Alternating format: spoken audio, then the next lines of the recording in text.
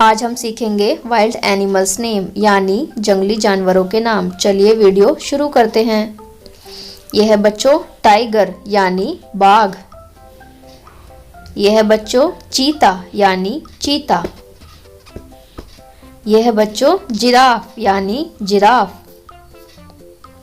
यह है बच्चों बैर यानी भालू। यह है बच्चों फॉक्स यानी लोमड़ी।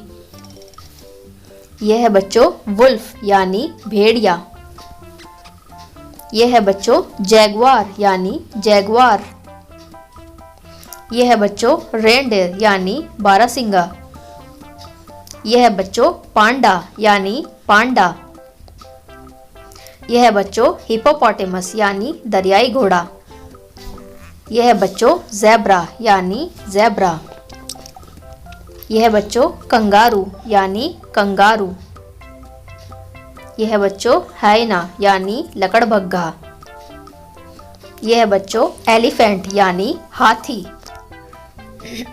यह है बच्चों ऑटर यानी ऊदबिलाव। यह है बच्चों एल्क यानी गोजन। यह है बच्चों मंकी यानी बंदर। यह है बच्चों मोनगूज यानी नेवला। यह है बच्चों चिंपांजी यानी चिंपांजी। यह है बच्चों वाइल्ड कैट यानी जंगली बिल्ली। यह है बच्चों गोरिल्ला यानी गोरिल्ला। यह है बच्चों डियर यानी हिरण। यह है बच्चों पॉलर बेयर यानी ध्रुवीय भालू। यह है बच्चों राइनासोरस यानी गैंडा।